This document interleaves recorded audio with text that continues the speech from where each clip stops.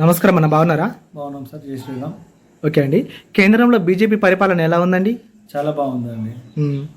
ఒకప్పుడు కాంగ్రెస్ గవర్నమెంట్ ఉన్నప్పుడు మన భారతదేశ ఆర్థిక వ్యవస్థ స్థానం 9వ స్థానం ఉండే.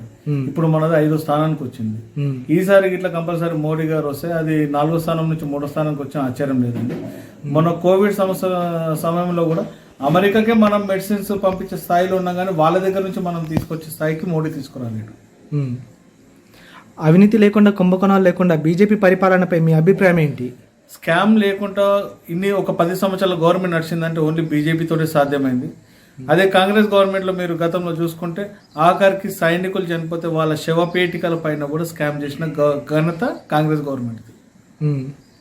కేంద్రంలో బీజేపీ పరిపాలన ఎలా ఉంది? చాలా బాగుందండి. కంపల్సరీ మన నరేంద్ర మోడీ నాయకత్వంలో 3వసారి కూడా అధికారంలోకి బీజేపీ వస్తుంది. కేంద్రం నుంచి వచ్చే నిధులు ప్రజలకు అందుతున్నాయా? ఖచ్చితంగా. మీరు ఆలోచన చేయాలా, ఒకప్పుడు పల్లెటూర్లలో మహిళలు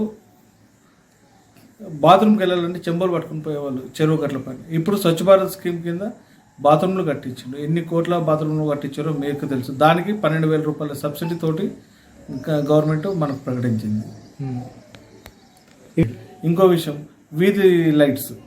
ఒకప్పుడు కాంగ్రెస్ గవర్నమెంట్లో ఎల్ఈడి లైట్లు 480 రూపాయలకు ఒక లైట్ ప్రకటించారు. అదే మోడీ గవర్నమెంట్లో 60 రూపాయలకు ఒక బల్బ్ వస్తుంది.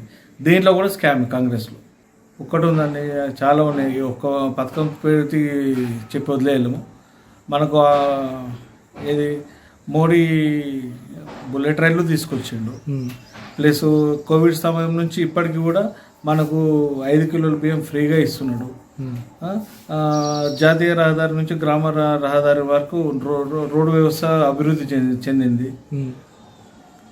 సైనికులకు ఏ లోటుపాటు లేకుండా చేస్తున్నాడు.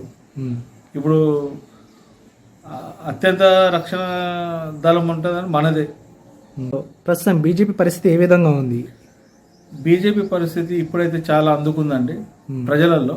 ముఖ్యంగా ఒకప్పుడు బీజేపీ అంటే యువకులలో ఉంటారు, ఇప్పుడు ముసలి వాళ్ళు కూడా బీజేపీకి ఓటేయాలని మాకే వాళ్ళు చెప్తున్నారు.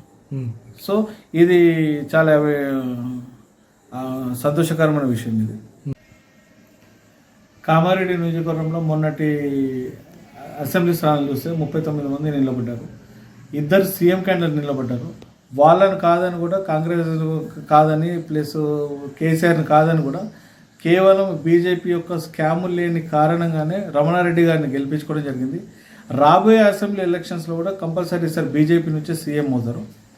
ఎట్ ది సేమ్ టైం ఈ టైంలో కూడా 2024 తర్వాత ఇప్పుడు వచ్చే లోక్సభ ఎన్నికలలో కూడా కంపల్సరీ మోడీయే ప్రధానమంత్రి అవుతాడు. దాంట్లో ఆలోచించాల్సిన అవసరం లేదు.